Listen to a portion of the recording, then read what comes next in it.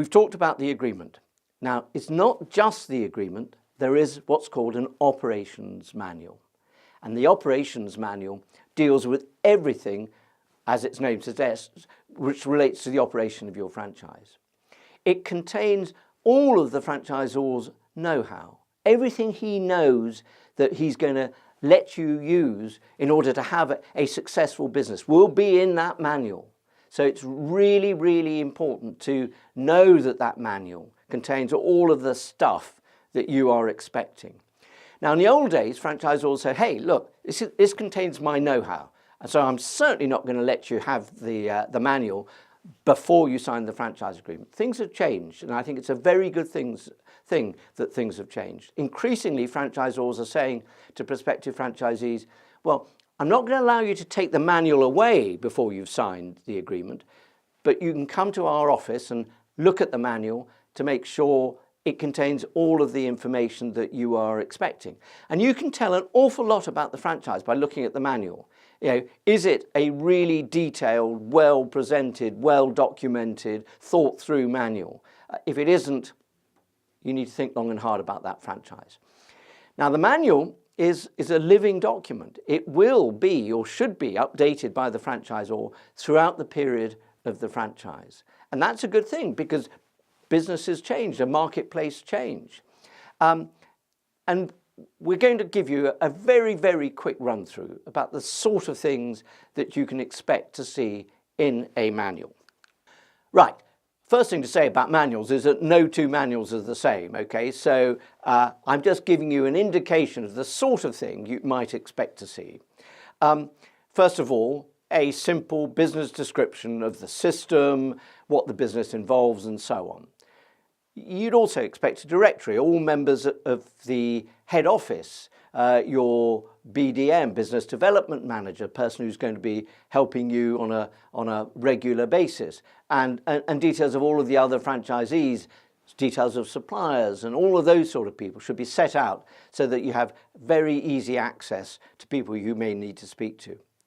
The manual will set out your operating obligations and will set out the franchisor's operating obligations. If equipment is important, it will set out where you buy equipment, how you service equipment, how it's cleaned, what happens if it goes wrong. Stock and purchasing.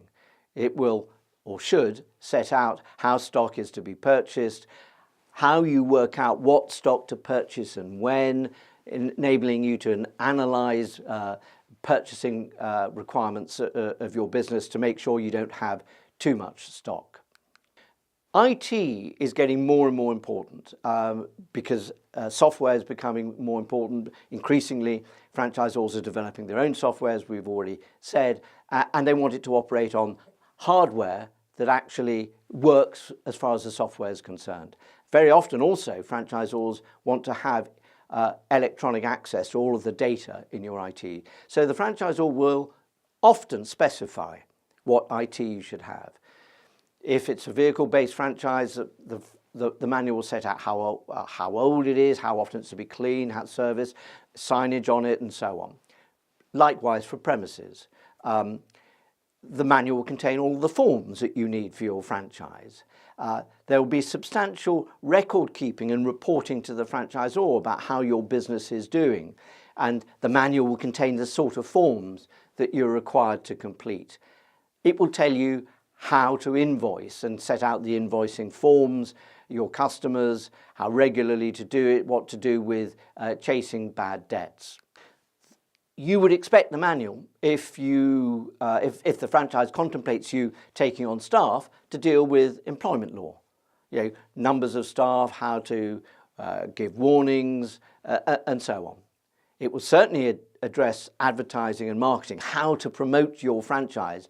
It may indeed, and usually does, contain advertisements and PR letters or things that you can send to the local press and so on. The manual normally contains details about the insurance that you are required to take out, and you need to obtain full details about that before you sign the franchise so that you can cost that element of the franchise. And lastly, it will deal with legal issues that are likely to affect your business. The franchisor ought to know what those legal issues are and give you some basic guidance in the manual.